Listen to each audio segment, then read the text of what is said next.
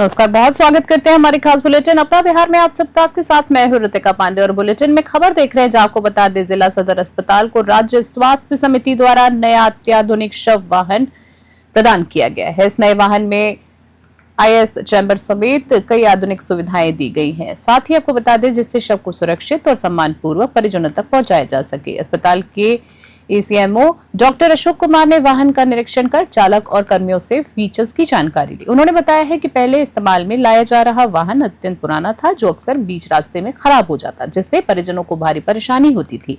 अब नए वाहन से ये समस्या नहीं आएगी। उन्होंने ये भी कहा है कि पुराना शव वाहन मरम्मत के बाद बरबीघा रेफरल अस्पताल में भेजा जाएगा, साथ ही जिससे वहां भी लोगों को लाभ मिलेगा। शेखपुरा से रंजन कुमार की रिपोर्ट।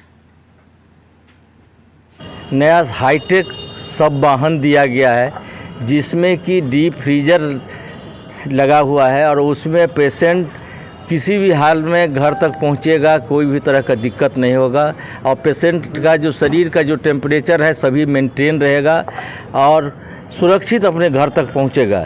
इसलिए इस जिला वासियों के लिए बिहार में ये पहला ज़िला है जहां की हाईटेक एम्बुलेंस मेरे मांग के उपरांत दिया गया है। पहले वाला एम्बुलेंस मेरा पुराना हो चुका था, जो कभी भी धोखा दे रहा था, बार बार धोखा दे रहा था, इसलिए हमने वहां मांग किया। उसके बाद हाईटेक हमें मिला है, कल आया है। जिले के फखरपुर गांव में मामूली विवाद के बाद दलित युवक अमन कुमार की पीट कर हत्या कर दी गई। विवाद एक पान दुकान पर सिगरेट माचिस को लेकर शुरू हुआ, जो बढ़ते बढ़ते पूर्व मुखिया के परिजनों से मारपीट में तब्दील हो गया।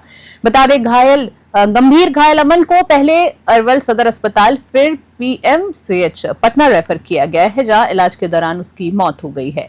शव वापस आने पर आक्रोशित परिजनों और ग्रामीणों ने डीएम आवास के पास NH 110 को जाम कर दिया। उन्होंने दोषियों की गिरफ्तारी, मुआवजा और सरकारी नौकरी की मांग की है। 2 घंटे बाद एसडीएम संजीव कुमार, डीएसपी कृति कमल और अन्य अफसरों के समझाने पर जाम खत्म हुआ। मृतक के परिजनों की तहरीर पर पूर्व मुखिया समेत 6 लोगों पर नामजद एफआईआर दर्ज हुई है। आरोपियों की गिरफ्तारी के लिए छापेमारी की जा रही है। अरवल से रंजन कुमार की रिपोर्ट।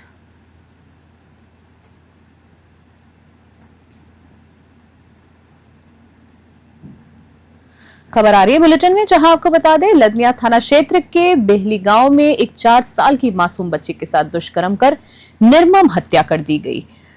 कुरकुरे लेने निकली बच्ची का शव खेत के पास झाड़ियों में मिला। शरीर पर दांत के गहरे निशान और प्राइवेट पार्ट पर गंभीर चोटें थी, जिससे पूरे इलाके में सनसनी फैल गई है। परिजनों ने रात भर तलाश की थी। सुबह ग्रामीणों को खेत में शव मिला तो आक्रोश फैल गया। परिजन और ग्रामीणों ने फांसी की मांग की है। पुलिस ने घटनास्थल से एक साइकिल और अन्य साक्ष्य बरामद किए हैं। एसपी योगेंद्र कुमार ने विशेष जांच टीम गठित कर एफएसएल जांच शुरू कर दी है। साथ ही पोस्टमार्टम रिपोर्ट के बाद दुष्कर्म की पुष्टि होते ही सख्त धाराओं में केस दर्ज किया जाएगा। आरोपी की तलाश जारी है। मधुबनी से ब्यूरो रिपोर्ट। उसमें घटना ऐसी है कि 10 तारीख के शाम में गुमशुदगी का करीब 8 बजे 8 साढ़े 8 बजे रात्रि में सूचना मिली थी कि एक बच्ची गुम हो गई है। पहले तो गांव में घर घर में खोजा गया, नहीं मिली। फिर अगल बगल के क्षेत्रों में खोज किया गया, उस रात में नहीं मिली। पुलिस और परिजन दोनों मिलकर के साथ में खोज ही रहे थे। यहाँ पर मृतिका का घर है, वहाँ से करीब 1 किलोमीटर उत्तर में बदहार में एक करेला का खेती फसल लगा हुआ खेत है। उसी के कॉर्नर में वहाँ पर कुछ अलंग पर जंगल वगैरह भी लगा हुआ है। उधर मृतिका का डेड बॉडी पाया गया। निगरानी अन्वेषण ब्यूरो ने बड़ी कार्रवाई करते हुए सहरसा जिले के पतरघट अंचलाधिकारी राकेश कुमार और कंप्यूटर ऑपरेटर राहुल कुमार को घूस लेते हुए रंगे हाथों गिरफ्तार कर लिया है। परिवादी कैलाश यादव ने अपनी बहन द्रौपदी देवी की 61.98 डेसिमल जमीन के दाखिल खारिज के लिए ऑनलाइन आवेदन किया था।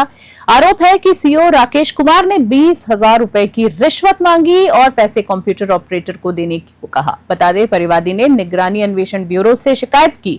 जांच में आरोप सत्य पाए गए हैं। इसके बाद डीएसपी विद्यांचल प्रसाद के नेतृत्व में कार्रवाई कर दोनों को कार्यालय में घूस लेते हुए पकड़ा गया है। दोनों आरोपियों के खिलाफ कानूनी कार्रवाई जारी है। भागलपुर से राहिल सिद्दीकी की रिपोर्ट। सहरसा जिला में पतरघट ओपी है। हाँ। वहाँ के अंचलाधिकारी राकेश कुमार 20,000 रुपया घूस लेते हुए। और कौन पकड़ाया साथ में? Rahul Kumar, data entry operator है अंचल कार्यालय में। लोक जनशक्ति पार्टी के सांसद अरुण भारती का पटना लौटने के क्रम में बालगुदर गांव के समीप कार्यकर्ताओं ने भव्य स्वागत किया है। लोजपा समर्थकों ने फूल मालाओं से स्वागत किया और जोरदार नारेबाजी की। इस अवसर पर सांसद ने कार्यकर्ताओं से संवाद कर उनका हालचाल जाना और 19 जुलाई को मुंगेर में आयोजित नव संकल्प सभा में भारी संख्या में पहुंचने का निमंत्रण रखा। सांसद ने कहा है कि पार्टी का जनाधार लगातार बढ़ रहा है और नव संकल्प सभा संगठन को नई दिशा देने वाली साबित होगी। इस दौरान लोजपा लेबर सेल के प्रदेश सचिव गौतम आफ्ताब आलम, पूर्व जिला अध्यक्ष जॉन मिल्टन पासवान समेत सैकड़ों कार्यकर्ता मौजूद रहे। लखीसराय से संतोष कुमार गुप्ता की रिपोर्ट।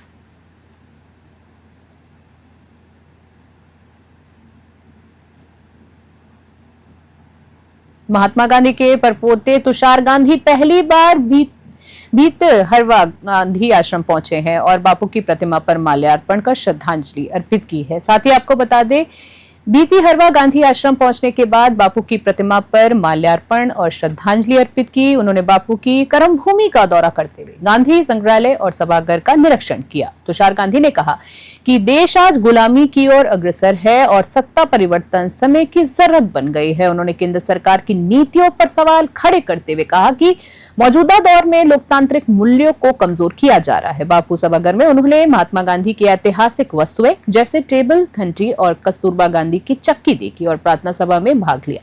उन्होंने कहा कि चंपारण सत्याग्रह भारत की आजादी की पहली आवाज थी और आज भी बापू का मार्ग सबसे जरूरी है। बेतिया से अमरजीत सिंह की रिपोर्ट।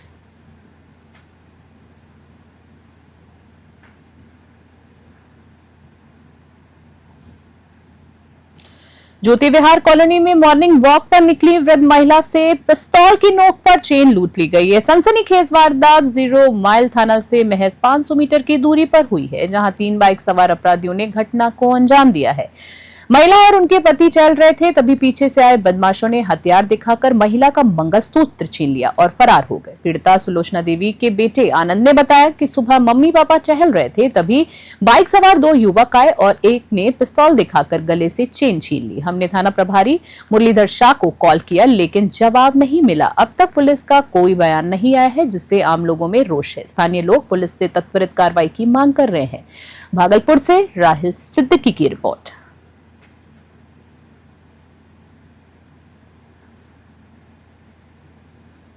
खबर देख रहे हैं बेगूसराय से, जहां आपको बता दें, जन स्वराज अभियान के तहत प्रशांत किशोर का बेगूसराय दौरा जोरदार स्वागत के साथ हुआ है। सागी चौक, सिवान चौक और पोखर समेत कई स्थानों पर स्थानीय नागरिकों और समर्थकों ने ढोल नगाड़ों के साथ उनका अभिनंदन किया। प्रशांत किशोर को फूल मालाओं से लाद दिया गया और उनके पीछे वाहनों का लंबा काफिला चला। प्रधानमंत्री नरेंद्र मोदी पर तीखा हमला बोलते हुए प्रशांत किशोर ने कहा कि मोदी जी बिहार से वोट लेकर गुजरात में फैक्ट्रियां लगा रहे हैं। पूरे देश का पैसा गुजरात के गांव में झोंक दिया गया है, जबकि बेगूसराय और खोदा वंदरपुर के नौजवान मजदूरी के लिए मजबूर हैं। बता दें, उन्होंने बताया है और जनता से सवाल भी किया है और पूछा है कि जब वोट आपका है तो फैक्ट्री कहां लगनी चाहिए, गुजरात में या बिहार में। प्रशांत किशोर ने अपील की कि हम नेताओं के चेहरे नहीं, अपने बच्चों के भविष्य को देखकर वोट करें। अगली बार वोट दे तो इस बात पर ध्यान दे कि बच्चों को शिक्षा मिले, रोजगार मिले। लालू, नीतीश और मोदी के नाम पर नहीं, अपने बेटे बेटियों के नाम पर वोट करें। बेगूसराय से चंदन कुमार की रिपोर्ट। है बदलाव का जुनून। ये जो लोग आए हैं, ये प्रशांत किशोर की ताकत नहीं है, ये जन स्वराज की ताकत नहीं है, ये उन लोगों का पीड़ा है जो बाहर निकल के आ रहा है, जो पिछले 30 वर्ष से लालू के डर से मोदी, नीतीश और मोदी के डर से लालू को वोट देते आए हैं। जिनके बच्चे अनपढ़ रह गए, जिनके बच्चे 10,000 रुपये के लिए घर परिवार छोड़कर पलायन कर गए, मजदूरी कर रहे हैं, ये उन लोगों का दर्द है। क्योंकि उनके सामने अब एक रास्ता दिख रहा है, जन स्वराज का रास्ता। उनको मालूम है कि अगर एक बार हम जन स्वराज के साथ जुड़ेंगे, अपने बच्चों के लिए वोट करेंगे, तो इसी बिहार में भ्रष्टाचार खत्म होगा, उनके बच्चों के लिए शिक्षा रोजगार होगा, पलायन बंद होगा। और इसीलिए आप देख रहे हैं कि इतनी बड़ी संख्या में लोग आ रहे हैं। राजेंद्र सेतु पर चलती ट्रेन से मोबाइल लूटने का हैरत अंगेज वीडियो सामने आ रहा है। 11 जुलाई को हटिया से पूर्णिया जा रही कोसी एक्सप्रेस में एक युवक पुल का वीडियो बना रहा था, तभी स्पाइडरमैन स्टाइल में पुल की रेलिंग से लटक रहे एक लुटेरे ने उसका मोबाइल छीनने की कोशिश की। लुटेरे कपड़े या रस्सी से खुद को पुल की रेलिंग से बांधते हैं। ट्रेन जैसे ही नजदीक आती है, खिड़की पर दिखा मोबाइल या पर्स झपट लेते और फिर नदी में कूदकर फरार हो जाते। तैराकी में माहिर होने से पकड़ से दूर हो जाते हैं। साथ ही बता दें, लगातार घटनाओं के बावजूद अब तक सख्त कार्रवाई नहीं की गई है। यात्रियों में भय का माहौल है। सिमरिया पुल अब लुटेरों की आरामगाह बनता जा रहा है। बेगूसराय से चंदन कुमार की रिपोर्ट।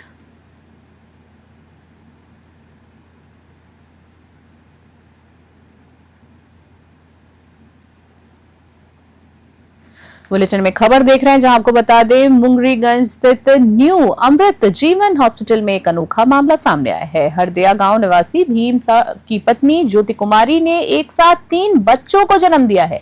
डॉक्टर के मुताबिक महिला की हालत गंभीर थी और सामान्य प्रसव की कोई संभावना नहीं थी। ऑपरेशन के जरिए बच्चों का जन्म कराया गया।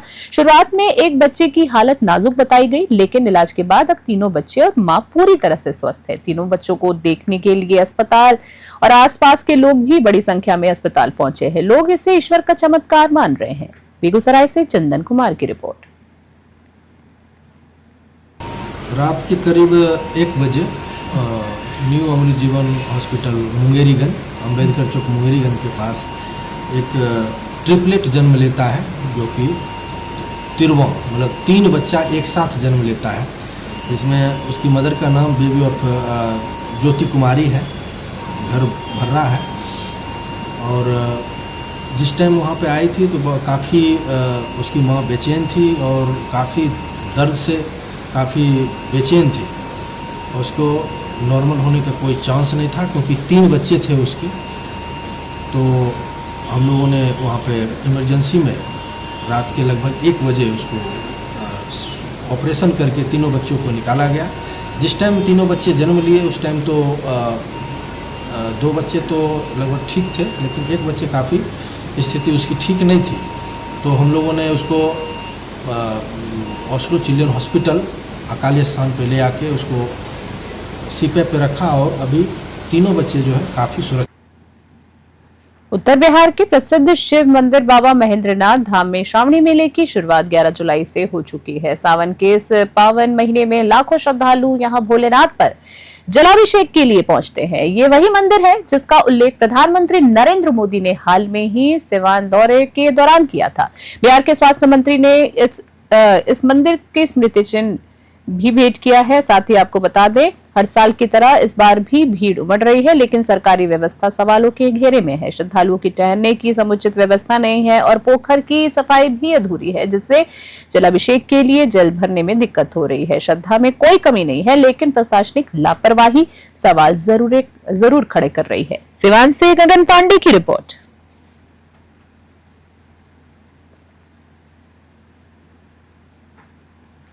मैदान मंदिर में पूर्ण रूप में सर सफाई की तैयारी हो चुकी है। मंदिर का रंग पेंट भी चल रहा है, जल का भी सब व्यवस्था हो गया है। एक दिन मीटिंग हुआ, मीटिंग में जो भी आवश्यकताएं हैं वो प्रस्ताव रख दिया गया है और ब्रैकेटिंग भी हो चुका है। स्वास्थ्य टीम का भी निर्माण के लिए कह दिया गया है। पीएचडी विभाग को कह दिया गया है। सब सफाई पूर्ण जल स्तर पर एकदम है। घाट का भी सर सफाई हो चुका है, मंदिर में भी सर सफाई सब कुछ हो चुका है। अभी तक हमारे नज़र में तो कोई तैयारी प्रशासनिक स्तर पर और जो हम लोग के स्तर से तो हो रही है। यहाँ के जो स्थानीय जो पुजारी वगैरह लोग हैं उन लोगों के भी माध्यम से होती है। सभी क्षेत्रीय लोग के सहयोग से हो रहा है।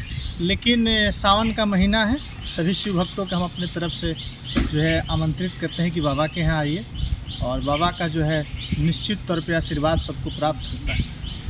लेकिन आपके माध्यम से मैं यह भी कहना चाहता हूँ बड़ी दुख के साथ कि महेंद्रनाथ मंदिर का जो सरोवर है, जो पोखरा है, अभी पोखरा के उत्तर साइड में हम लोग खड़े हैं, ये हनुमानगढ़ी है सामने, और पोखरा की स्थिति ठीक नहीं है। और मैंने एक बार सोशल साइट के ही माध्यम से इस बात को मैंने रखा है कि पोखरा की स्थिति चूँकि हम लोग के स्तर की बात नहीं है, बिहार सरकार इस पर जो है ध्यान दे और पोखरा का जीर्णोद्धार हो। चूँकि बाबा के चाहने वाले जो भक्त हैं काफ़ी दुखी हैं इस पोखरा की स्थिति के। हम चाहेंगे कि आप भी थोड़ा पोखरा को हमारे लोगों को दिखाइए कि पोखरा की क्या स्थिति है, और उम्मीद है कि आज नहीं तो कल इस पर सरकार संज्ञान लेगी और यहाँ का जो है विकास होगा। इसी बीच खबर देख रहे हैं बुलेटिन में, जहां आपको बता दें सिवान जिले के लकड़ी नवीगंज प्रखंड के एक दिल दहला देने वाली खबर सामने आई है। बता दें वल्डिया पंचायत के नौनहर में डूबने से एक ही गांव के 2 किशोरों की मौत हो गई है। मृतकों की पहचान 14 वर्षीय बबलू कुमार और 15 वर्षीय निखिल कुमार के रूप में हुई है। दोनों नहर के किनारे खेल रहे थे, तभी पैर फिसलने से गहरे पानी में चले गए। काफी खोजबीन के बाद दोनों के शव को बरामद किए गए। बबलू 10वीं का छात्र था, जबकि निखिल इंटर में पढ़ता था और अपने माता पिता का इकलौता बेटा था। हादसे से गांव में मातम पसरा हुआ है, वहीं परिजन बदहवास है। माताओं का रो रो कर बुरा हाल है। सिवान से गगन पांडे की रिपोर्ट।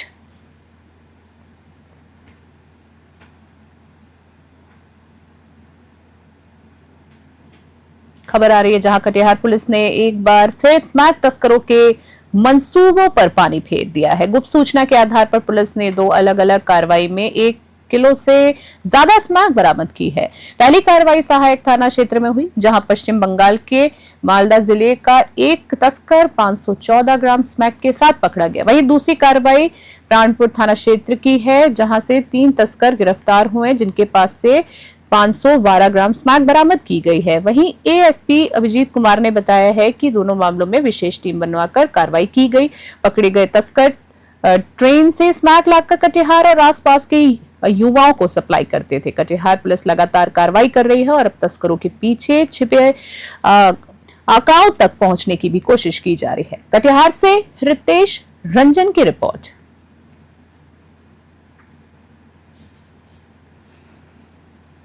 कटिहार जिला बल के द्वारा लगातार स्मैक के खिलाफ और सूखे नशे के खिलाफ हम लोग कार्रवाई कर रहे हैं। उसी क्रम में कल हमारी 2 थाना प्राणपुर एवं सहायक थाना साथ में तकनीकी जो शाखा है, जो तकनीकी टीम है हमारे, उनके द्वारा 2 जगह रेड किया गया। एक सहायक थाना में इंजीनियरिंग कॉलेज के सामने रेड किया गया, जिस क्रम में वहाँ से प्रणव कुमार जो कि मालदा के रहने वाले, उनको गिरफ्तार किया गया। उनके पास से कुल 514 ग्राम स्मैक बरामद किया गया।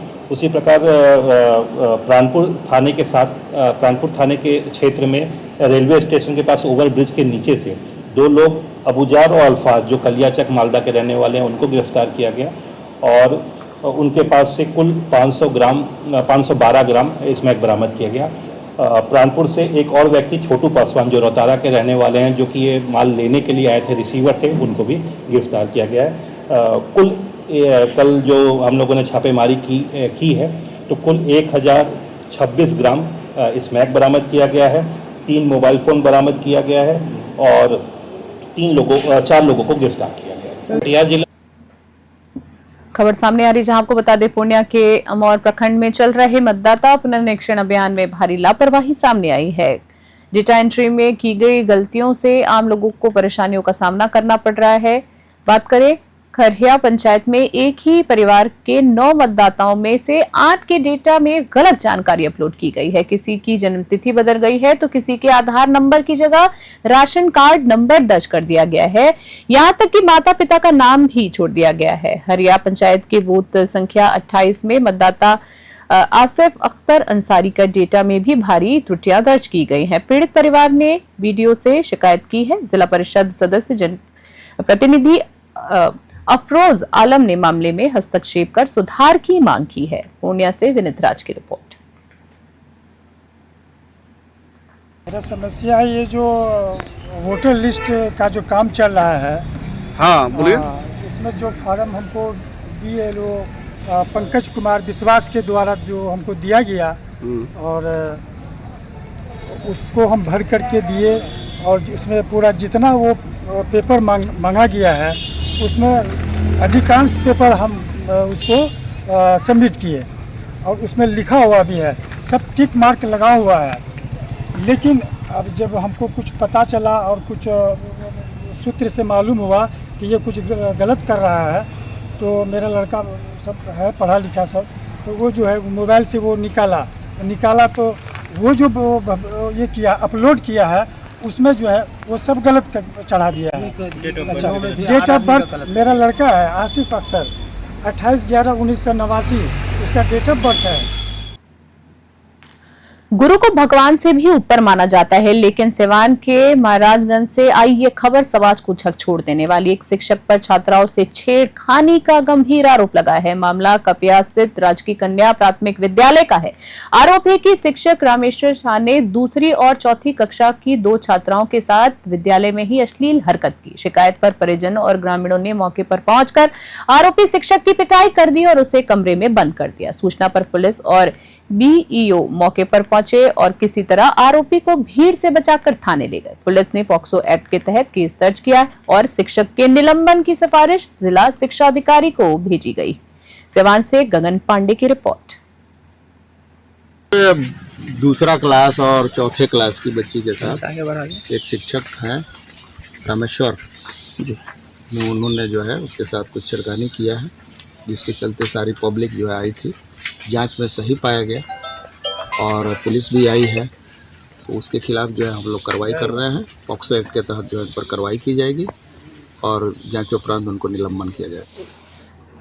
सिवान जिले के सिसवन प्रखंड के नवकाटोल गांव में बिजली विभाग की लापरवाही किसी भी वक्त बड़ा हादसा करवा सकती है। जी आपको बता दें, सिवान जिले के सिसवन प्रखंड के नवकाटोला गांव में बिजली विभाग की लापरवाही सामने आई है और कोई बड़ा हादसा कभी भी हो सकता है। गांव में बिजली के खंभों पर लगे तार इतने नीचे झूल रहे हैं कि अब वो छोटे बच्चों को भी छूने लगे हैं।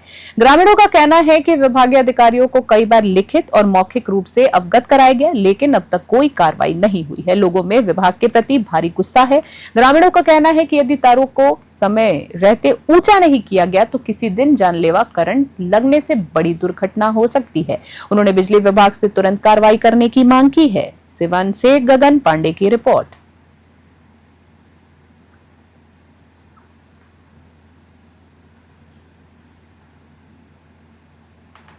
लखीसराय में लॉयंस क्लब द्वारा एक सराहनीय पहल की गई है। पुरानी बाजार स्थित लॉयंस भवन में हर रविवार लगने वाले निशुल्क नेत्र जांच शिविर में इस बार भी बड़ी संख्या में जरूरतमंद पहुंचे हैं। इस शिविर में खासतौर पर गरीब, असहाय, दिव्यांग, बुजुर्ग और महिलाएं शामिल हैं। कोलकाता के नेत्र विशेषज्ञ डॉक्टर जितेंद्र गगलानी ने सैकड़ों मरीजों की आंखों की जांच की है।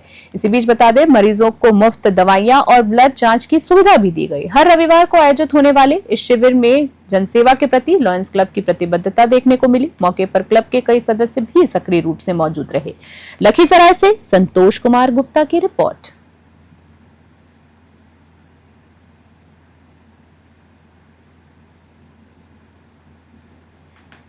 बेगूसराय के नावकोठी थाना क्षेत्र से एक सनसनीखेज मामला सामने आया है।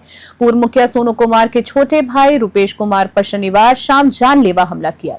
घटना नावकोठी गांव की है। जब रुपेश खेत से लौट रहे थे तभी 6 से 8 हमलावरों ने उन पर लाठी, डंडे और पिस्तौल के बल पर हमला कर दिया। पीड़ित ने हमलावरों में मुन्ना सिंह को मुख्य आरोपी बताया है। पिटाई के बाद उनकी चेन और मोबाइल को भी क्षतिग्रस्त कर दिया गया है। इसी बीच आपको बता दें, परिजन उन्हें पहले नावकोठी पीएचसी और फिर गंभीर हालत में बेगूसराय सदर अस्पताल लेकर पहुंचे। परिजनों का कहना है कि हमलावर जमीनी केस वापस लेने का दबाव बना रहे थे। पुलिस ने एफआईआर दर्ज कर जांच शुरू कर दी है और आरोपियों की तलाश में छापेमारी की जा रही है। बेगूसराय से चंदन कुमार की रिपोर्ट।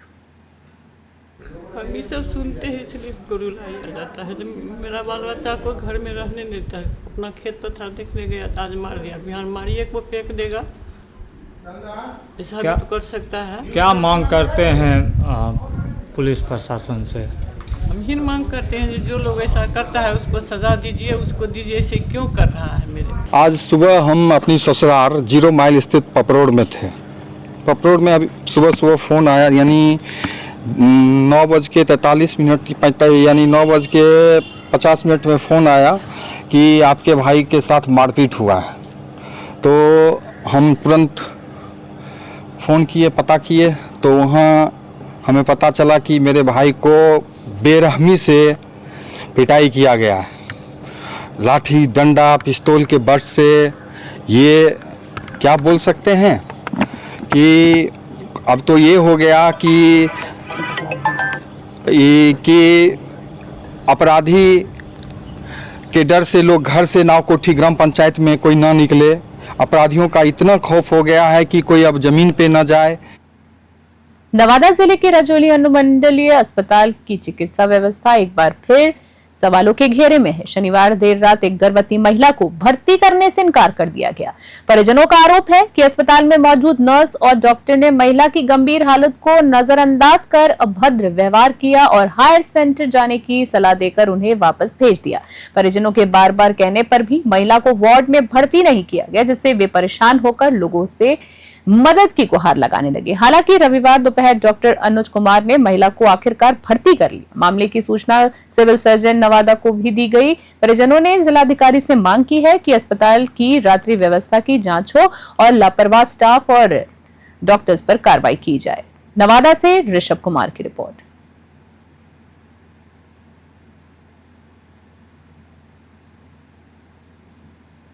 नवादा जिले के पकड़ी बरवाछा थाना क्षेत्र से एक चौंकाने वाली घटना सामने आई है। छोटी तालाब मोहल्ला में नाले विवाद को लेकर पुलिस टीम पर दोहरा हमला किया गया है। डायल 112 की गाड़ी मौके पर पहुंची थी कि अचानक भीड़ ने पथराव कर गाड़ी के शीशे तोड़ दिए। इसके बाद पुलिसकर्मियों पर मिर्च पाउडर और केमिकल फेंका गया, जिससे 6 पुलिसकर्मी घायल हो गए। घटना की सूचना मिलते ही अतिरिक्त बल मौके पर पहुंचा और 12 हमलावरों को हिरासत में ले लिया गया। पुलिस अब आगे की कार्रवाई में जुटी है।